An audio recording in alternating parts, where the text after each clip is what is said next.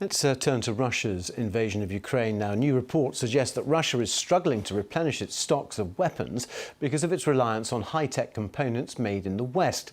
Defence researchers in Britain from USthe, the Royal United Services Institute, say Moscow's invasion of Ukraine has exhausted its supplies. They argue that tightening export controls would leave Russia permanently short of key components and the ability to wage war. The study says Moscow has been using shipments through third-party hubs such as Hong Kong to secure the supplies it needs. Our security correspondent Frank Gardner gave me more details.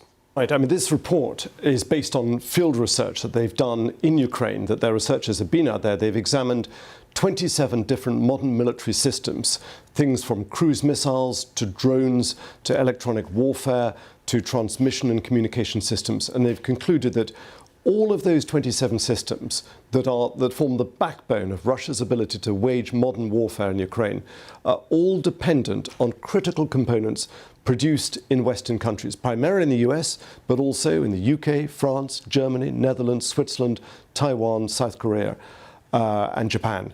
And they're saying that there is an opportunity right now to choke off what they call this silicon lifeline.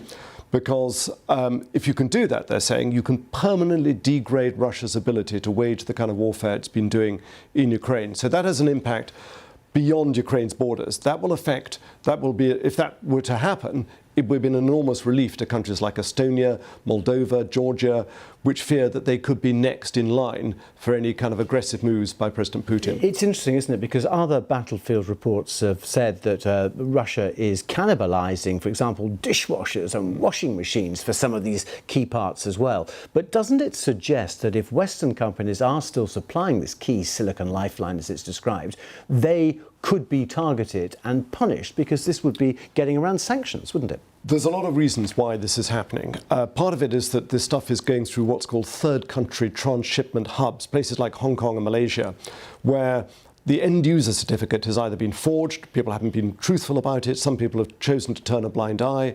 You've got people who are exporting the stuff, they need the money, they think it's going for civilian use, and it's ending up being used for military use by the Russians.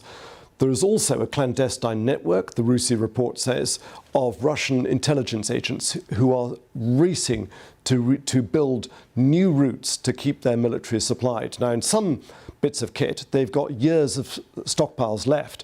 They've been doing this, building these clandestine networks, since the time of the Cold War. They're very good at it.